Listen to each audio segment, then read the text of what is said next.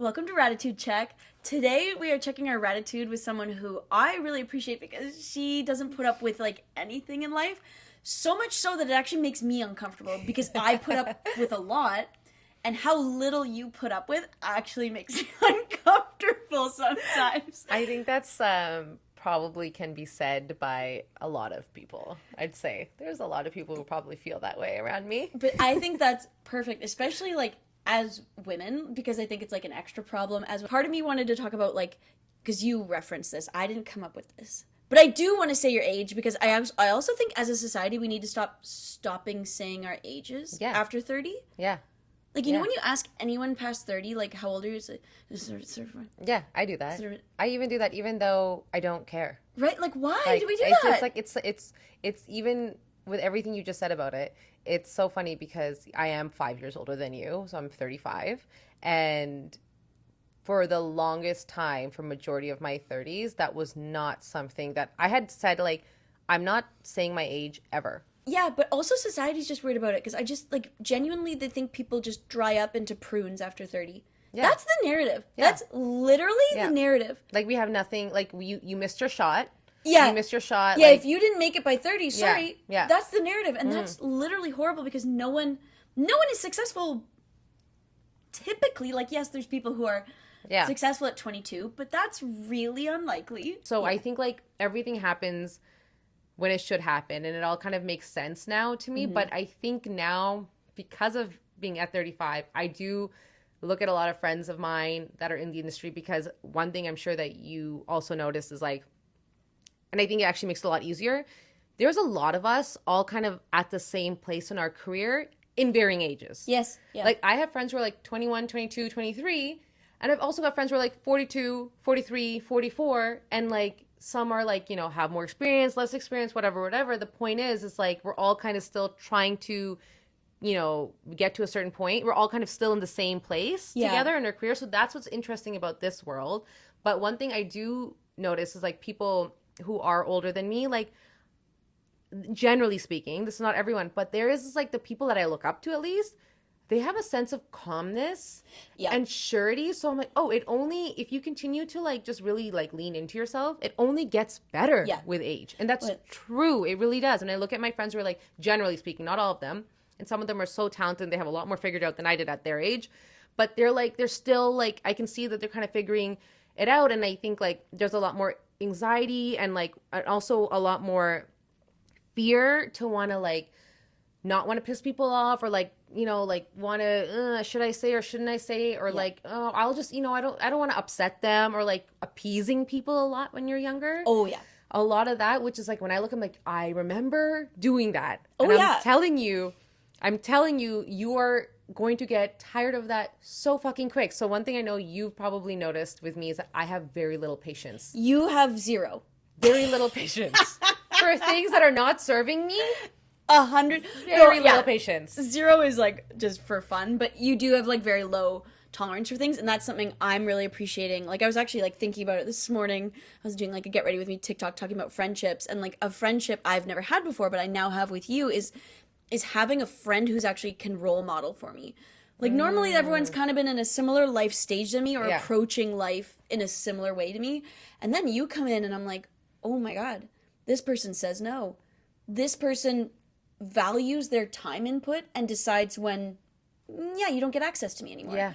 Like, you put up proper boundaries. You're really fair about it. And that's why I wanted to have you on this kind of career chat. Because it's like, learning that is very hard. And I think I was thinking, like, okay, me at 20, let's say me at 21, me from 20 to 25, all I was doing was appeasing.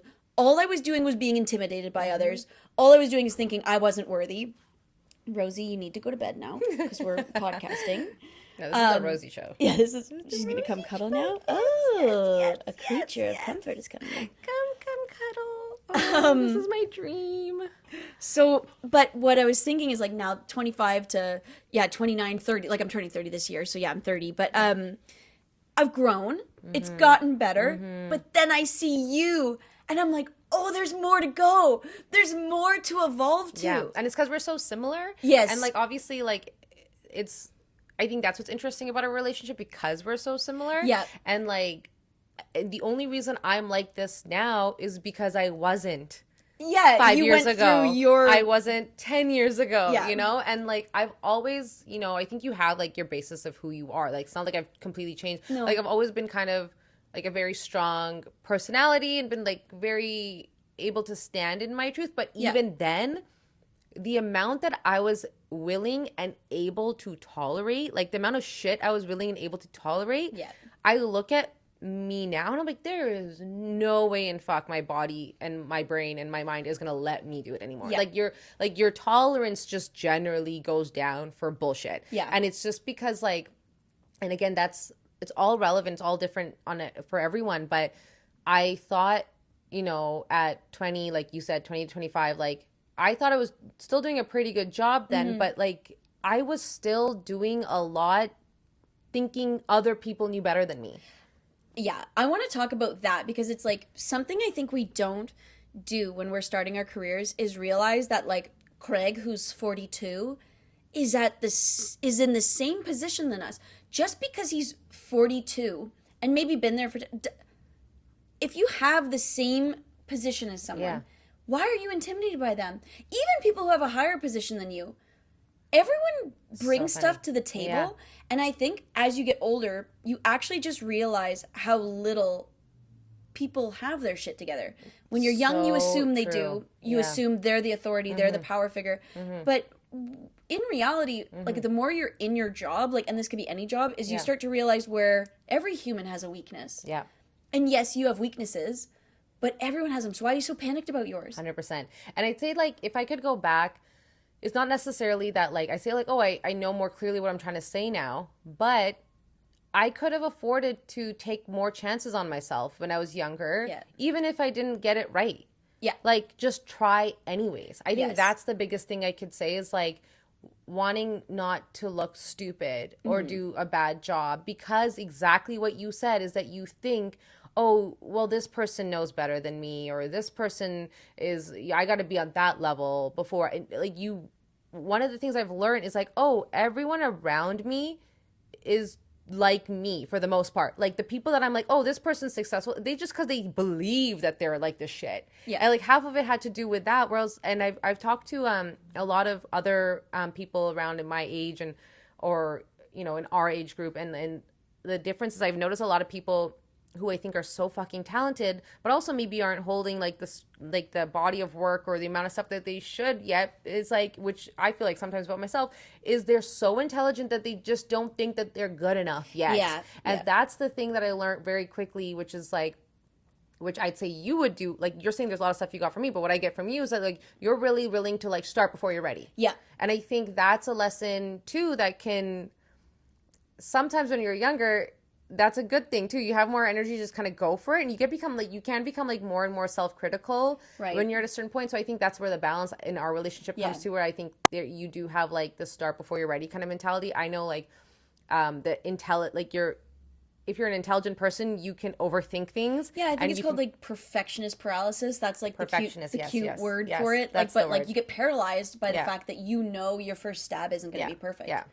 And so I could have I'm happy where I'm at. I've come to a lot of conclusions. I've still done a lot of work to like kind of figure out who I am and what I want to say as an artist. But if I were to talk to anyone, from who's 25, like 10 years ago, or talk to me 10 years ago, I would say, yes, like don't fucking care as much about other people and know your limits and your boundaries, but also don't be afraid to just start and fail. Yes. That's the thing. Like unless there's like a real consequence at your workplace for doing something wrong, like at the end of the day, if you're working at like a power plant, like a nuclear power plant, maybe don't get too creative. You should know what you're doing a little bit.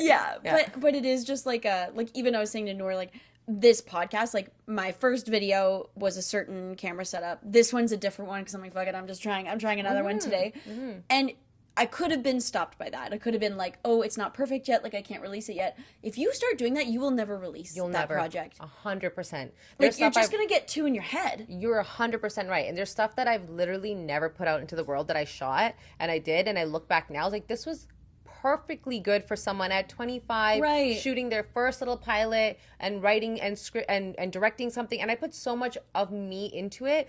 But, like, it wasn't perfect. And I remember clearly getting like a little bit of like not a glowing review from someone who's like, yeah, it's good, but you could have done this or you could do that. And for that reason, I just like didn't put it out. Yep. And now that same thing could happen to me and I wouldn't give two shits. Yeah. And I would still put it out there. Yes. And I would not care at all. That's the biggest difference. And that's one big thing. And the other thing is like obviously the consistency, but the not caring is like and this is how I even make my decisions on how I'm going to move forward now. And this is what I say to you all the time too, where it's like, okay, like if you're exhausted from this experience right now, yes, imagine you doing this exact thing for 5 more years, right? Yeah. Like, and this is you, if you're like, I'm over this now, I'm anxious, I'm ready for this to start happening for me now. Imagine this still not happening or changing, this experience not changing for you for 5 more years. And you're like, oh, I'm like, that's where I'm at. Yes. I'm you in 5 years. 100%. That's why I'm so fucking over it. Like, Yes. I'm not going to do that. I'm not going to do one more second of something that is not serving me Yes. at all. And like the idea of being selfish as a bad thing, I think the culture has moved on that. Like, you cannot be your best self or be anything to anyone in this world if you're not taking care of yourself first. 100%. It's the classic like airplane. You literally have to put your mask on. Like 100%. you literally have to. Yeah. It's not a kindness to do someone else's first, because then you might not be able to get. Yes. You know, it's it's women need to hear that. Yes. So much. Because the first instinct is going to be to help someone. But you do have to, it's a really good point for like any career you're at. If you're not taking care in the areas that you need to take care outside of your job, how are you even supposed to thrive at that job? Yeah. And then if you're not taking care of yourself in the workplace, like if you're too spread out, you're going to, crash and burn and be frustrated for the next 5 years, and then probably just have a less satisfying life than you probably could have if you had just followed your needs. Absolutely. And I think like my sister-in-law is an occupational therapist, and she works with like RCMP, and she's worked with the military, and she's seen like, complex trauma and PTSD and everything. And I think one of the things that I've spoken to her about too, which is like when it comes to dealing with all sorts of people who've been through all sorts of things, is and she also talks to me a lot about how she's like, I appreciate your bluntness, because she's in that profession and she's an expert. She understands that kindness and niceness are not the same thing. Ooh. And that's something that she always like says, and I love that she says that, because like I'll make this joke all the time with my friends. I was like, yeah, I'm an asshole, but like I like, my actions usually speak like louder than words. But like, and she said to me, she's like, you're not an asshole. She's like, you're a very kind person. You're just not nice. Like, unless like that's not the same thing. Like talking, I've met so many people, and I can usually now get a sense of someone's who's a nice person, but means basically nothing that they're saying except for whatever you're just getting at face value. And like, to be kind is a whole different thing. That's based on your actions. That's how you show up for yourself and for the people around you. Yeah. And like that's your moral compass, right? Like that's what you use. And like, I think that is something that is probably why I generally am the way I am, is also because I was raised by a mom who was like that. I'm very lucky that I had like that kind of experience where she wasn't like nice. I would never say my mom's a nice person, but she's kind and she cares about the right things and has the right moral compass. And like, when something's not right, she has no problem saying this isn't right, but the way she shows up for people she loves, I really respect that. And I think that was something that's always been very important to me, where as a friend to you or to anyone in my life, including myself, I'm not doing you a service by, if, something as small as, like I was joking with you earlier, if I'm talking to my husband, I'm like, I don't think something he's wearing looks great on him. Yeah. And just like to be nice about it, like, oh, no, I think it's fine. And like, that isn't really, what am I getting out of not telling him how I really feel? There's a kind way to do that too, right? Like, and there is like, it's like, what do you want from this relationship, right? Like, for me, what I value in my relationships is kindness, not niceness. Yeah. I want you to tell me and feel safe enough to tell me how you feel. That doesn't also necessarily mean I have to agree with you. Yeah. And you don't have to agree with me. And I can respect you being able to say like, all right, I get it, but I also just don't think that that's for me right now. And we can have an honest, open conversation. And also you can respect when I say like, I'm not going to do this thing anymore. Like I said, I'm done. I can't handle this. And this is why. And you're not saying, wow, like, what an asshole, because she's just like doesn't have patience for X, Y, and Z. You could just be like, that's her boundaries and that's her boundaries. Yeah. And like, that's what I think like is a big, big thing. And I think this is something I really wanted to talk about, because with women are measured by their niceness so much more than their kindness, and men are respected for not being nice. Yeah. Oh, when you They're compare. like, oh, that guy knows what he wants. Oh, yeah. And then a woman does it and she's a bitch. 100,000%. And even like we've talked about, because like you were saying earlier, like our personalities are quite strong personalities. Like I've not struggled in the past, because like we're kind people, like you said, but like some people don't want a strong personality, but it's something we accept immediately and love immediately in men. Exactly. And it's like really frustrating. That's what draws people in. Yeah, and it's like really frustrating, but it's like, yeah, like we just get called loud. Yeah. Or like we get, she's too much. She's too much. I've had that said to me. Oh my God. Yeah. And it really is a shame. And so like navigating that in a workplace is always hard, honestly. Yeah. What are some coping skills maybe you've had with your personality? Like, how would you enter a space now if you were like entering a workspace, knowing this about yourself? Yeah. How do you navigate that? Because it's strategically. I was gonna say, it can't just be yourself, because I'm sorry. Yeah. The world is still like, yes, you should be yourself, but to advance, we all have to be strategic. Strategically, I think like that's the part where I've learned, because I've been in work environments that were toxic, that weren't good for me, that was gaslighting me and like making me feel like I was the problem because I was always very honest. And I think not everyone deserves your honesty.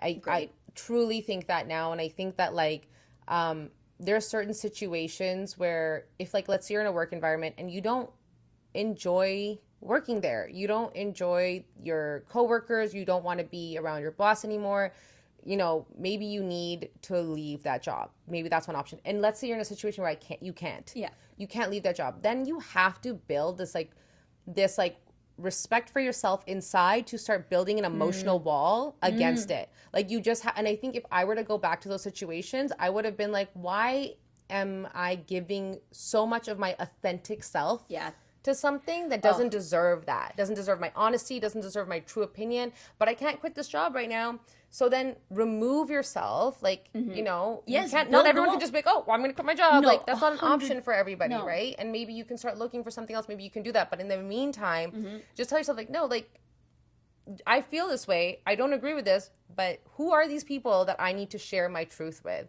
Not everyone needs it. And, like, if it's not a safe place, don't feel like you need to engage.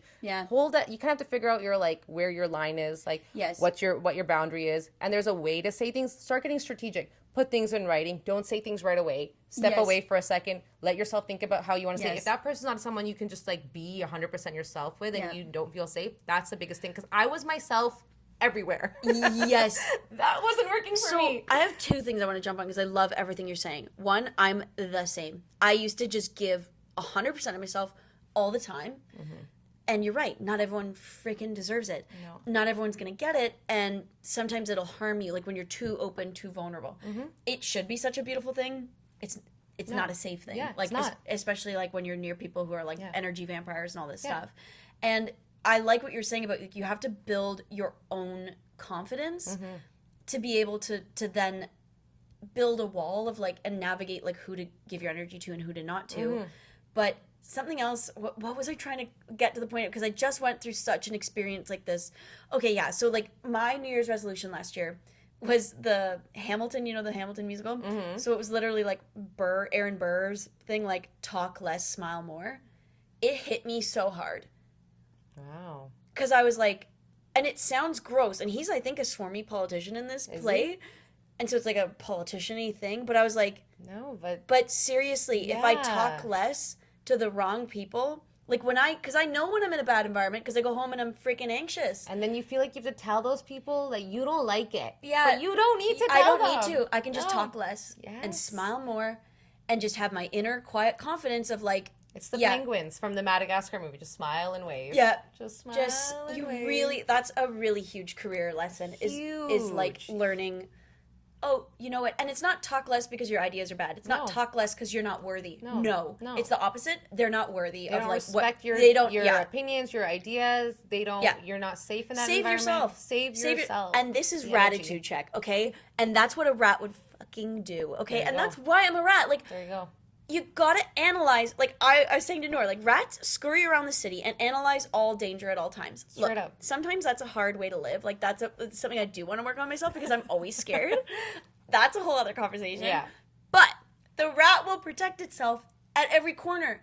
And that's a beautiful thing. Like, you are worth protecting. Mm-hmm. Your voice, your energy, you gotta find the confidence to realize it's worth protecting. 100%. Stop giving it to everyone. 100%. I love that. That's one Yeah. of the big career lessons I've learned as well. Yeah, it's the biggest thing. I think like I remember I had people around me like kind of saying this to me, and I remember getting like I was completely open. Like the way I Yeah. was open at home, I was open in my work environment. Oof. And I was like emotional roller coaster every single day, and it took so much of me, but it literally couldn't now. And that's where I mean, like, even now when I just like see a situation, I don't like it, either I just like I'm done with it, or if I'm in a situation where I gotta be in it, you've seen this before. Yep. I go quiet. Yep. I start wandering around, looking around. The walls are up. Yeah, exactly. And I'm Yep. just and that's what I do. And honestly, that's the thing, because we can't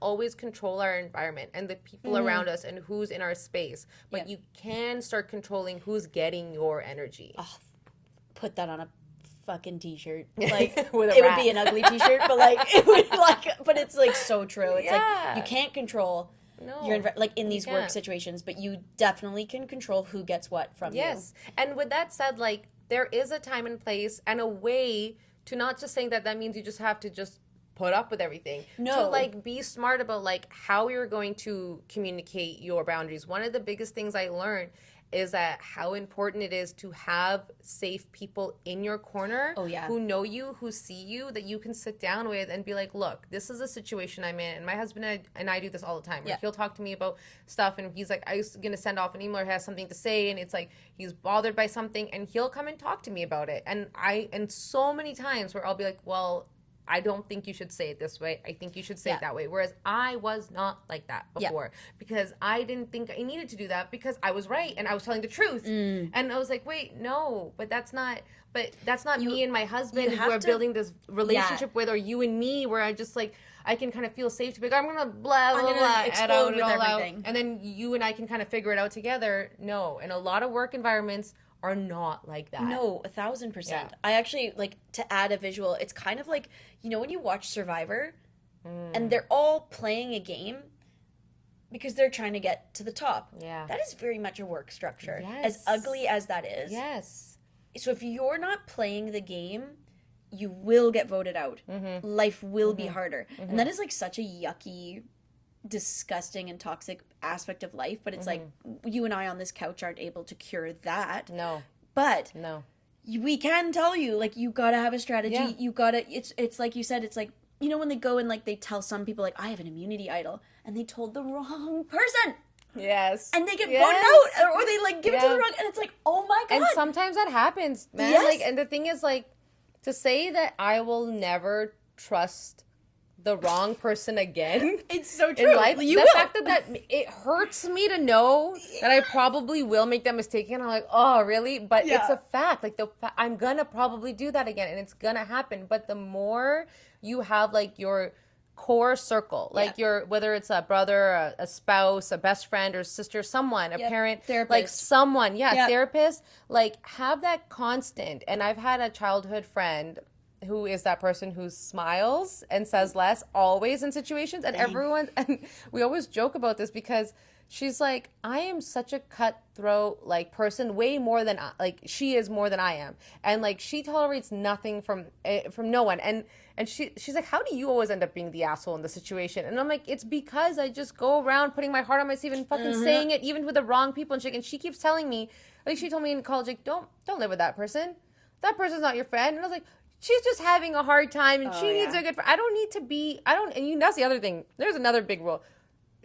You if you're a good person and you want to see goodness in people, and if you have this superpower that you can see past people's behavior, which is something I know I can do, and empathize and be like, oh, well, this person's probably like this because of this, or they're not, it's not about me, it's something they're going through. But then just because you can understand that, it doesn't make it your responsibility to put up with it. Yeah, or it doesn't make it okay. Because I do that make too. it okay. I'm really good at putting myself in someone else's shoes. Like, even like with Zach, we'll be in the street, someone will cut him off, and I'm like, Zach, like, you don't know the day they're having. Yes. I'm really, like, it's like, I'm very good at that. But it's true. It's like, it doesn't mean, though, that you either have to put up with it, engage with it, or that it's okay. Oh, no. I would lean into it way too much. And I think it's like, it's not our responsibility to go around fixing everyone, fixing people, and like it's like, oh, someone's being an asshole to you, but you know they've been having a hard time, so it makes it okay to be an asshole to you. No, it absolutely doesn't. And I think I saw a shift in my life, and I think what you profess, like if you're not a spiritual person or anything, I just think that there's like something at the very least, it just does something to alters your brain chemistry. When you just profess to yourself, like, that's not okay. And if that's what you're going through, I don't have to put up with it. And like, when you start kind of like setting that up in your life, watch like things around you shift. Or, and I've had, my same friend told me, she's like, sometimes people who even are well-intentioned, she gave me this example once where she's like, oh, we were in university, and she's like, oh, we're all gonna go out, and I didn't drink really, and so, you know, I would drive all the time, and I didn't mind driving. And they made this big elaborate plan, and they're like, yeah, and then Noor can just drive us, and then she'll drop everybody off, and then she'll take it. And like, I obviously didn't mind. And then she was like, why are we assuming because she's so amenable and like does all this for us that she's always just like we can just have her do this? It's like, people even who love you and have no intent of taking advantage of you, you keep giving them so much space to, they might even accidentally start doing it if you don't set your boundaries. 100%. And so she called me and she goes, she's like, do you want to do this? And I was like, well, if you guys need it. She's like, no, do you want to? And I was like, no, not really, because I'm honestly really tired and I have to work tomorrow, so it'll be a lot for me to drive everyone around. She's like, yeah, do you see why you not saying that to your friends, even the people who love you, might accidentally start taking advantage of you? So I think that's like a big, big thing, where like setting boundaries, going back to the whole kindness and niceness, is not you being rude and like a bad friend. Like, it is imperative for you, because not everyone, even your closest people in your life, will potentially know what you need unless you tell them. Yeah. And especially in a work environment, I think like it's so important to strategically set those boundaries. Well, that's what I was going to say. So like, because like, let's be honest, you can't just because you're allowed to set a boundary also doesn't mean you can be a dick about setting your boundary and explode. You can't explode. No. You can't the way to set a boundary is like, be strategic with your language. Like, if I had to set a boundary with Noor, I'm not going to come to Noor when I'm at 10 and I'm at my hottest point of like pissed off and over it. Nope. You got to wait till you're back down at 3. Yeah. And then I can communicate to Noor, like, actually, you know what? Like, I can't do that this weekend. I got to set this boundary because I've got XYZ going on in my life. Does that work for you? Yeah. And it can still be a conversation. Yeah. But you've done it. You've put it out there. Have another person sometimes. Ooh. Have someone else. Like, that's what I'm saying. Like, if I talk to my husband, Paul, or if you want to talk to your husband, Zach, and just be like, hey, I don't know how to say this. Oh, and 1,000%, yeah. It really helps. And that's something I used to do when I was younger, where I used to think I had to solve my problems myself. And I didn't go enough to the people around me to, like, bounce something off of. And, like you said, like, shooting off that email when you're at a 10, when you should be waiting until you're at a 3. And, like, it's just, like, I think there's so many places in life where, like, we don't realize how much time in our life, a lot of us, not everyone, but a lot of people are going to spend at work and with the people you work with. 100%. And unfortunately, not everyone's going to have a person at work that's a safe place, right? Yes. So that's why it's like, it's so important, like what you're saying, is to take that moment before you say anything, especially in a work environment. Yeah. Take that moment. And if you don't have a person in the workspace that you can go to, you need to have someone outside of that. And maybe a therapist, like you said. A therapist is a really good point you made, because maybe if you don't feel like you have someone in your personal life, like, go to therapy. Because if you, like, that's important. You cannot solve every problem alone. Yourself. So that was the other second point I wanted to say on like what you were saying about boundaries and going to people, and like, we can't control our environment. We can't control our workspace sometimes, and we can't always leave. Yeah. Something you can do is build up your outside life. Like, I think that's Yes. something Oh people my don't God. understand is like your outside life actually can cushion a really bad scenario. And the way I know this is because there's like three huge things in your life. Like, let's say career and school, family relationships, and social life, right? And they always joke you can't have all three of the triangle, right? One is always at a lower point. It's so rare to have all three popping off So and be true. perfect. And if it is, that's great. Yeah. So you gotta know that the other two in that scenario can actually help with how hard the one that's down is hitting. 100%. So like I Yes. think people don't get that. Like you gotta feed what is working, or you gotta find something that can feed what's not working outside of the thing. Because sometimes a lot of it is out of our control. Like if your boss is I've had horrible bosses in my past. There's not a whole lot you can do about that. No. So making your days off really enriching, or like making the people in your life like aware of the situation, using your sounding board. Like I'm not perfect at like doing that, but just noting when work is hard, build up the things that are working, something that is in your control. I think using the word like feed the thing that is working or the thing that you need Yeah. in that moment, I think is such a good term, and something again I didn't know when I was younger. And I think like I realized around COVID, and around that time, around 2019, I think it was right before COVID, where I started realizing like I had not been feeding my social life. I had not been building that up and building those relationships to have that safe circle around me. And I had thought that being so career oriented, because that was my number one priority, that hey little Rosie. And because that was my number one priority, I kept thinking that I shouldn't, everything else doesn't matter right now. Like I need to but the funny thing is it ended up hurting my career, right? Yeah. Not having that. And so around the time then I started realizing that I had made that mistake. And then 2020, when COVID happened, I truly intentionally spent so much more time really prioritizing like spending time with people I wanted to build deep, meaningful relationships with. That didn't mean that like, oh, now I'm just gonna go hang out with my friends. No, I had to put in the work to build those relationships. And now, because of that, my work life is so much better. My career is so much better. Like it's kind of helps. It, like you said, like rarely are all three of them popping off. Yeah. But like having invested in one usually affects the other. Yeah. Or helps you not burn out from the other. It doesn't help you burn out from the other. It does something for you. It like, does, because you can't put everything into one thing. No, that's just the exactly. thing. You can't. You need like if you're like, let's say you're not a career oriented person, but you're like you want to have a family. You're family oriented. Maybe you're staying at home with your kids. Whatever it is that you're doing, you still need something for yourself, right? Yeah. Like let's say that's like, so it's like almost like I think what you're making as a point to saying like feeding a thing that you are missing, like not realizing at all when I was young that being career oriented and just like all I did was that. Yeah. Like even the best stars and athletes in the world, like the first thing they'll say is like, oh, I had this base at home. I had this friend of mine. I had this mentor. Yes. This person so got true. me. They didn't do it alone. It's so They true. didn't do it alone, and they had to have somewhere to go to. So Yeah. if it's for your career, like if like this is why I said when you said the therapy thing, like maybe at the time, if you don't, which I didn't have at one point, I did not have a safe place to turn in my career. It took me a really long time to have that.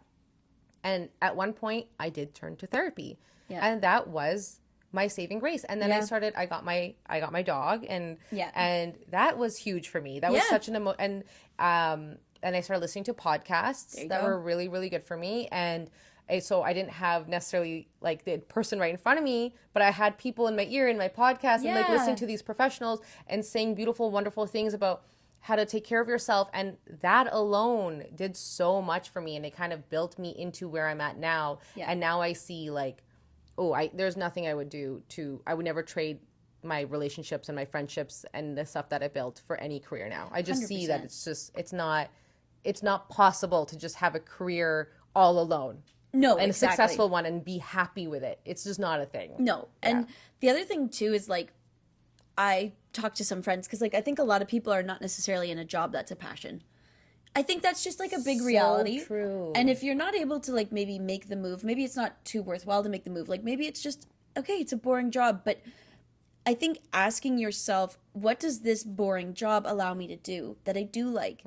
So you can start feeding more friendly feelings into that job. Like maybe work does suck, but because of work, every weekend you get to go to your favorite coffee shop with your friend or yoga class, or hey, it lets me travel, like etc. Or like finding the things that it can, like it puts food on the table, like just associating good things with it, because I think everyone's in a bit of a rough patch right now, like honestly, like the economy and all this shit, and I'm not smart enough to discuss the economy, but I am aware of inflation, and I am aware that raspberries now cost me $6 at the fucking grocery store, which means I'm not buying raspberries. Lab grown strawberries in Costco in Calgary, $15. Like I can't, it's so scary. What? No, like oh god, it's hard right now. Crazy. You know?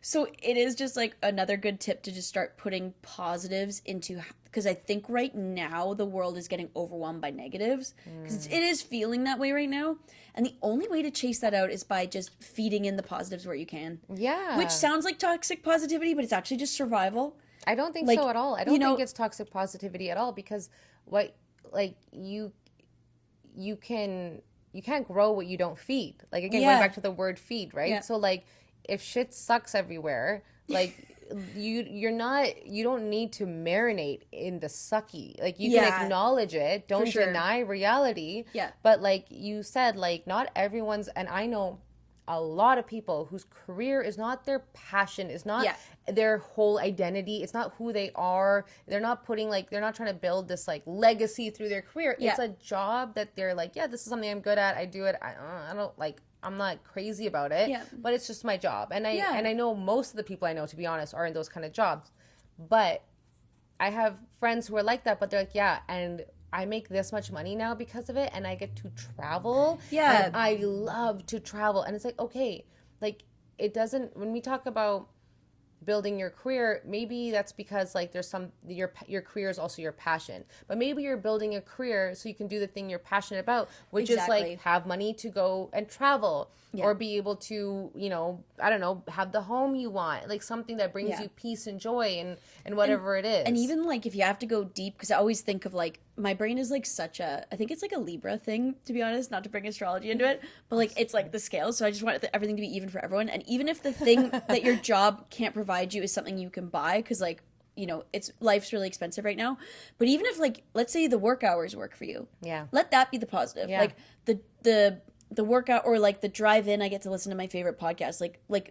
Just gratitude in everything. Just find the gratitude. Honestly, it's hard. Been life changing. I think it is. When I not that it's easy though. No. I'm not gonna say it's easy. No. But like when you just start filtering it in, it does get a little bit better. It's so funny. I've made this comparison a lot of times, like when I watch rom-coms, or like I talk to friends who like want to be in a long-term relationship and they're not in one yet, or want to get married and whatever.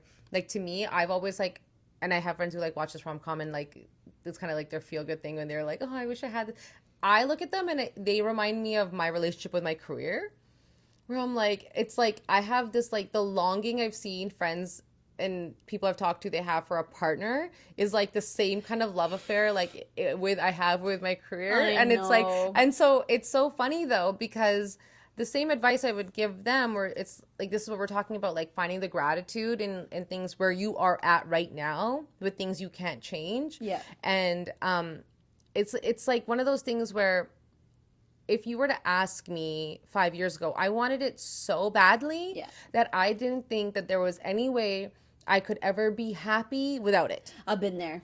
Okay. Yeah. And it was just like, and so same thing. But if I had a friend who said to me, well, if I don't find a relationship and like a long-term relationship that I can have, and if I don't ever have that, I'm never going to be happy. I'm like, that's so sad. I'm like, that's toxic for yourself. But like, why did I think it was okay to do? So like, we're talking about the 3 categories of our life, like, and career being one of them. It's just as sad if you're doing that 100% with anything. Like, and I think it's like with like the Buddhist thinking too, like balance with things. Like, I think now, again, going back to what have I learned in like 5 years, the level of contentment I have, I'm renting. I still don't own. I'm much more comfortable as a renter than I was 5 years ago. Like, I don't feel like I'm failing or this or that. I am where I am. Yeah. I'm very content and happy because I started watering, like you said, the right things too. Yeah. And I just, feel a lot more happy and content with things, even though they're not perfect, even though I'm not like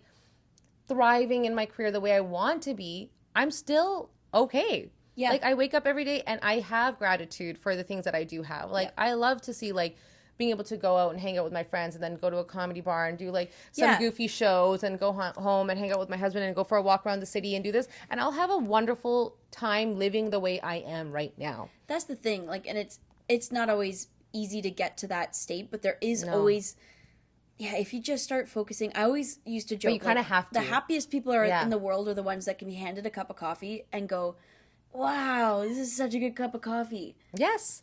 Like, they're tasting the coffee. Yes. Like, there are people who are so focused on something else, they're not even tasting the coffee. I was that person. Yeah. I was 100% that person. And I got sick. Sick. And I think it was like, and when I got sick, the best thing I could learn is like, this isn't forever. And step back and evaluate what I'm doing and what is it worth. Yeah.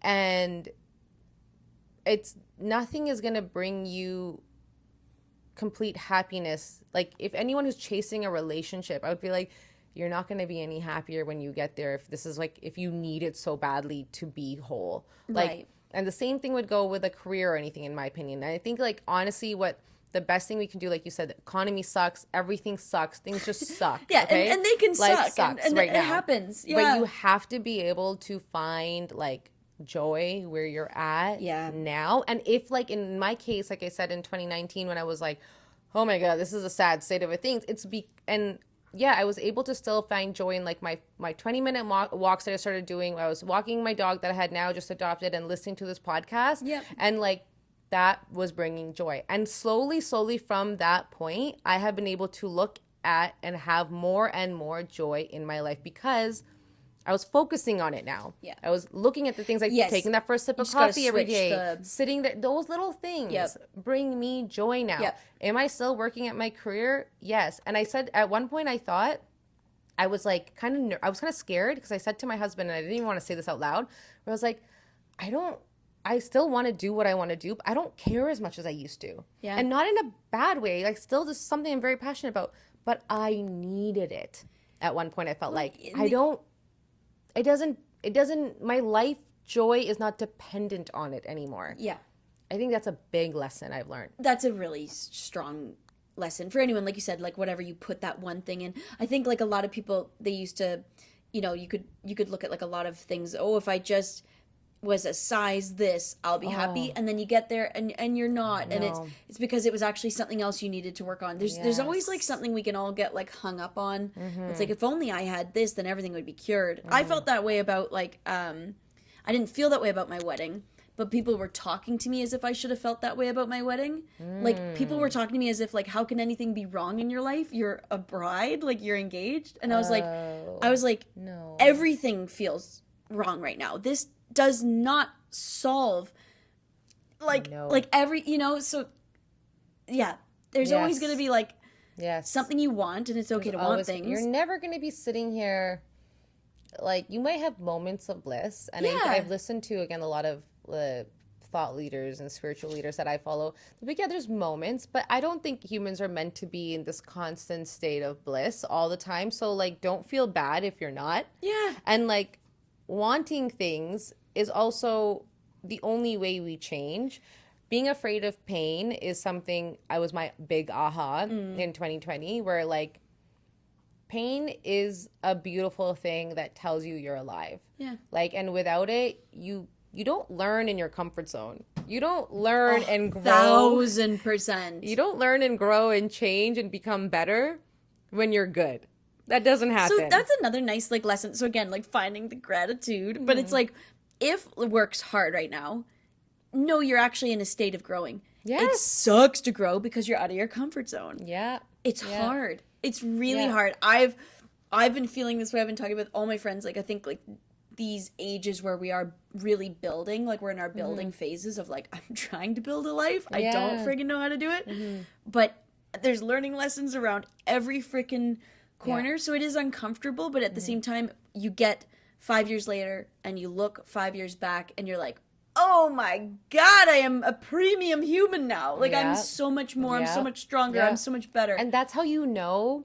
And like, there's going to be times where you might look back and be like, oh my God, like, I was better then, like, than I am now. Right. And like, cause like life is not a straight line No. up, but like, there might be moments, there's things when I look at, I was like, oh, you know, when I was younger, I could kind of like enjoy the moment a little bit more. Maybe I need to get Right. like there was things like that that I had to kind of figure out. But Well, I overall, agree with if you that. look, yeah, and overall though, if I look back, I think like one thing I've been trying to commit myself to is like be self-aware, be open to change, and I was not before like this openness to pain, but now like when I'm struggling, like if we're in our career, like you said, we're in that growing part where we're trying to make things happen. Yeah. I find it exciting. Like I Yeah. mean, there's a like yeah, it's like kind of work to do, but there's a lot of excitement to the adventure because you're like your life is this like it's this thing where you're like we don't have any idea what Yeah. the point of this is. You might have everyone has their theories, Yeah. but no one fucking knows. No, Let's be it's- honest. It's so true. And it's like one day, I always think like one day I'm going to be 80, God willing. This Yeah. body of mine, especially. But like I know. one day I'll be 80 and I'm going to look back on every single age in life. Yeah. Because at the end of the day, the only thing that's a sure thing is hindsight. Is like once you have all the information. But the building phase, the growing phase of life is pretty much the whole ride. It makes you So you can't think that like some level is gonna fix everything. No. It's literally not. no. Until you're 80 and you're officially done and you're shitting in your own diaper and it's like cool, that's that for me. Like, you know, Straight up. then you can reflect and go, like I was fine the whole time. Or whole I time. figured it out that whole time. But the only way to know you get there is by getting there. So I Yes. know that's scary. And I think that's Yeah. why humans have anxiety. And that's why I have anxiety. Because I'm always like, ooh, what's like trying to kill me? Like, or whatever like my brain comes up with, right? Like terrible. But one day I'm gonna be 80 and I'm gonna be like, why were you so fucking afraid of driving in the wintertime your whole life? We got here now. Yes. But I spent every car Yes. ride in the winter completely anxious in the back seat. What a waste of time. Honestly. It's And a the thing waste. is, what you're saying, the difference of like how I've applied that thinking, I've just shortened the timeline. Yeah. So like, even though we're like, you know, we're both we're friends, we're doing the same thing, we're very similar, we're in a similar place in our careers. The only difference is I'm 5 years older. So how You've got more hindsight.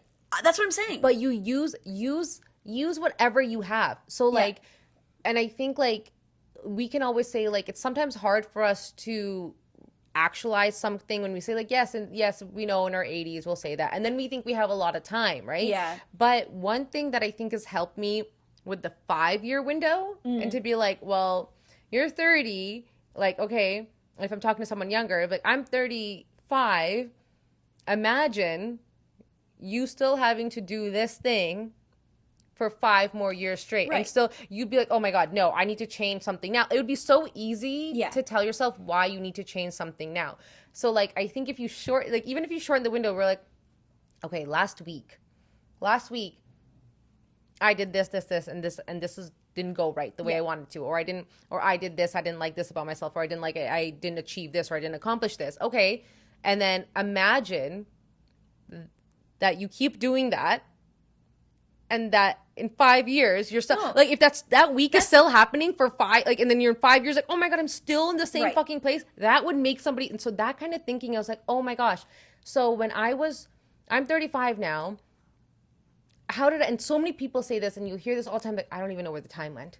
I don't even know, because you do this thing and then you keep doing it and you keep doing it and you get so comfortable, and then all of a sudden 5 years has gone by. So if you start kind of looking at that and be like, oh my God, if I don't change this, we're going to be sitting in the same fucking place Oh, in for 5 years. sure. That's that the thing, like- scares me enough to not do the thing again and 100%. again. Well, that's Yeah. like why I'm such an analytical person, and that's why I compliment the rat aspect in myself, because that is the aspect that lets me grow. Because Yeah. if you're just blind to it all, Yeah. you're never adapting. You gotta constantly adapt. You gotta constantly reflect. Now, I always say it is also a curse because I over reflect. Yeah. Sometimes Yeah. I gotta There's a find a way to balance. sit Yeah. into contentment. Yeah. But like what I love about reflecting is like you said last week, it's like, okay, I did a comedy show last week. I was such a loser at the social aspect I left, I sent a voice note, I was freaking, I was like, I was such a loser. So this week I'm sitting here and I'm like, cool, how do I not be a loser at the next one? That's the thing. That's all you gotta do. That's all you gotta do. That's literally it, honestly. And that's the key. If you're at a work meeting and it's like, you had a meeting with your boss and like, you know what, might go bad. Might go bad because we're learning, we're building, we're growing, we don't have the answers. But if you can just sit there a week from then when it doesn't hurt anymore and you're less embarrassed and you can just go, all right, what can I do better next time? Yes. Perfect. That's my new goal. Forgive yourself for what you did. You're fine. I think the key, I don't know right now because I'm only, like 30. The key to life is like learning how to relax. Straight up. Like seriously. Honestly, being able to like just lower your Jesus inhibitions Christ. down to your normal state. Yeah. Like I know, like perfect example, I've known people who are really wonderful singers. They've never been able to sing in public and like they're like, well, and they just like, I sound so much better when I'm at home.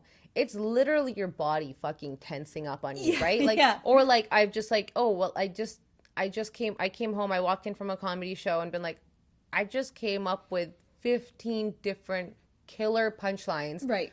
On like literally the minute I walked out of the bar and then driving home, I came up with another 15 that I walked in and I'm like, what? That was so obvious to me. And then you're like, oh, what's the difference between me now and me then? I couldn't fucking relax. I couldn't relax and be in that moment and just relax. Yes. So yes, we're talking about it from a comedy perspective, but why I think improv in general is like why I think everyone should just do a little bit of improv in their life. Because it does apply. This relaxed state applies to you. And that's what all improv really is like learning how to relax into the moment. Because we were talking about this because you actually can't access your higher self if you're not relaxed. You're not even being yourself on stage. You're not even, like, you're not going to be your best if you're not relaxed. Like, you got to be so fully in your body, in your power, grounded to be your killer best self.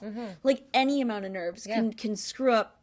We all know that. We've all been nervous and had a meeting and you flub the words because your body's it can't function. No, straight up, honestly. So it really is if you just apply that to life. That's what like growing and feeding the things you need. Like anything that can help you to relax, that's the key. Yeah, and I think like I can't remember. I don't know why I'm mixing these two up. It's either Mick Jagger or it's Sting. It's one of the two. Honestly, the same person. Let's be honest. But they're like right before they walk out on stage, they still to this day get like insane amount of butterflies. Like they get the whole roller coaster of emotions and feelings. The difference is now it's like their feeling of knowing that their body, like they associate it with being ready. They're associating with be like, oh, I'm feeding the energy. There's an exciting thing about to happen. So even there, sometimes if you're in a state where like I know this happens to me all the time and this is what makes me really frustrated. I can't control whatever my body is doing.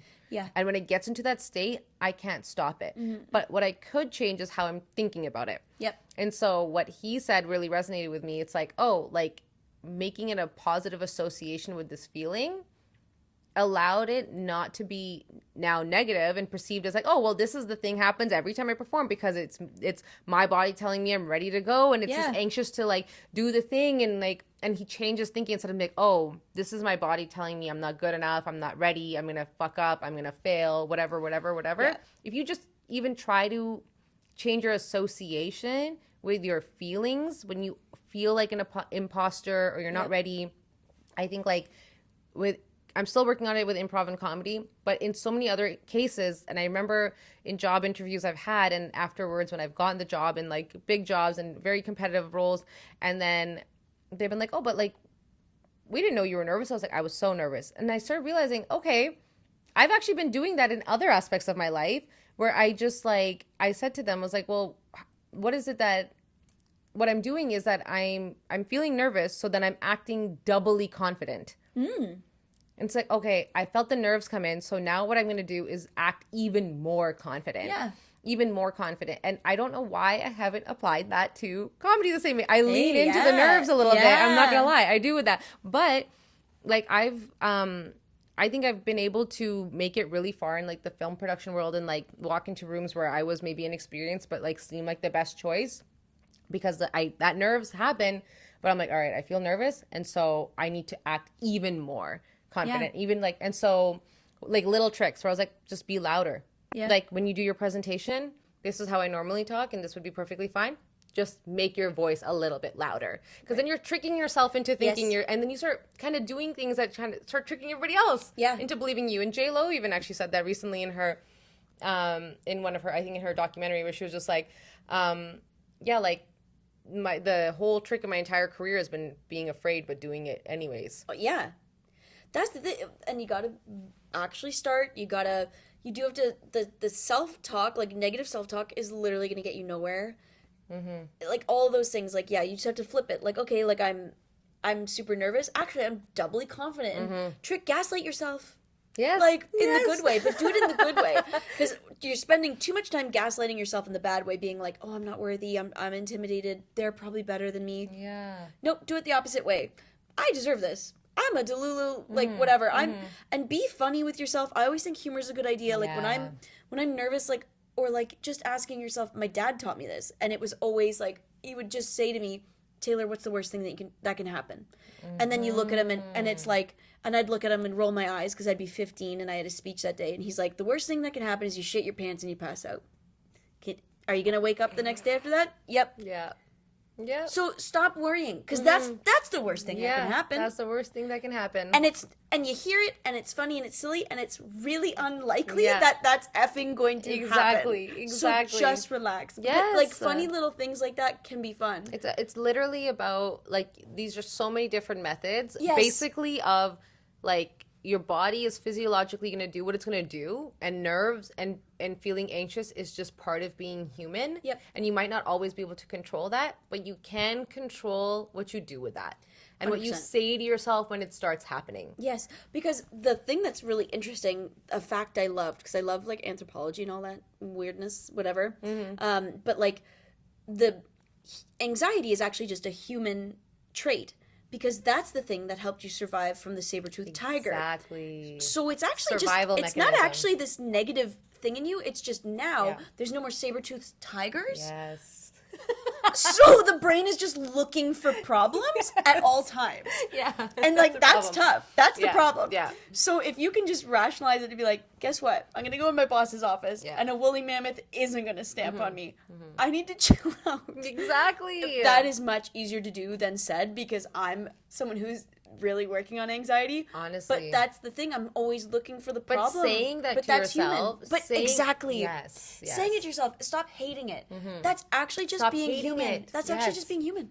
Like when I'm walking the dog and it's nighttime and all of a sudden I'm like, I'm about to get attacked. Like, whatever, right? Like the thought feeds in, whatever, right? It's like, are you actually? Are you actually? Yeah. And are you prepared if you do? Okay, I've got a whistle on my keys. Like, I've got a dog. Yeah. You know, just walk yourself through it. Yeah, start walking yourself through your feelings. And just switch it around. Switch it around. But be aware. Start making you're like, put empowering thoughts in front of it. Exactly. Right? Like tone it down. Because guess what? The saber-toothed tiger's not actually Yeah, there. it's not there. Your brain is just doing that because that's instinct. Yeah, exactly. So it's just kind of, and maybe that's a funny way for the rats. Like, maybe that could be a rat hack, right? Like, just being like, make it funny. There's not a saber-toothed tiger. Am I saying that right, by the way? It's 100% saying it right. Saber-toothed tiger. Yes. So, okay, wait. You watched The Office, right? Yeah. Remember Sabre? Yes. So when you said saber, I started thinking sabre, and then it's so funny that you just asked yourself if you're saying it right. Because I was like, it's not sabre, right? Sabre-toothed tiger. Hell, weird thought. That's an Office deep cut. Yeah, legitimately. But no, you're saying it right. Saber-toothed tiger. And so just let that be funny. Like, at work, there's no saber-toothed tigers. No. We got this. Yes, and it's exactly that. Like, just be like, oh, I need to, like, different methods for everyone. For me, it works. Like, if I'm anxious, like, I need to act even more confident. Love that. I'll grab the questions now from the rats. I feel like we've answered, like, a lot of them. Amazing. Like, just by simply talking. I'm going to ask resume and job tips. Ooh, I have a good one. Okay. And I truly think this is helpful. I'm one of those people who likes to take a class and take a course for everything. And I specifically took one, and actually if somebody wants to ask me after the fact, because I don't want to like start plugging random things right now, which one I used, but I was not having any luck with my resume and my cover letter, and I took a well-known, reputable little seminar, little workshop course. It's like an 8-step thing, whereas it literally took the anxiety away of like, and the overwhelming feeling of like, first of all, am I doing this right? Is this even landing with anyone? And it was like, this is a system. It had good reviews. I was well known. I did it. My husband did it. Both of us have gotten jobs from after we started using the system. I spent 6 months applying to jobs with like, and like there's, we're in the world of the age of knowledge right now. Like, use it. Go to the experts. Yeah. Go to experts. Like, you know, use the internet, do your research, find a well reputable like course or seminars. Like, hey, here's 8 steps to optimize your CV. Honestly, do it. I spent 6 months just trying to do it myself and then getting no responses. I probably sent out hundreds of resumes. I sent out 3 after I finished this little workshop, and I got 2 callbacks after 0 for 6 months. Right. So I do think that like there's a reason there are people who know better than us. Yeah. Use their knowledge, use their tools. I've done the same things, like trying to increase my credit. I took a workshop class. Cool. And like I took this financial like it's just like a 2-weekend thing. Like, oh, financial literacy, how to do this, and this. It had good reviews. It was well and it was reputable. I think we're lucky that we live in this age where there's so information. Yeah. When you're overwhelmed and you don't know if you're doing it right, I will always stand behind. Take a course, take a class, take a workshop. I love that. Yeah. My tip would be something I did literally this weekend as well. But it's like, because I'm so visual, I will just ask someone who I admire to like see theirs. Like, oh, could you send me yours? Like, I'm not like, well, even if you did copy it, it's okay. They have a job, like whatever. But can I see yours? Yours is successful. I admire you. Like, I don't know how to build one of these myself. And this is like a silly one to add to this, but like it's something like, I personally don't care about typos, but the way people will never respect you if there's a typo. It's so true. It's crazy to me. It's crazy. Because I'm like, really? Like, have someone relax everything, but though. Just do it. Yeah. I definitely have made that mistake. Yeah.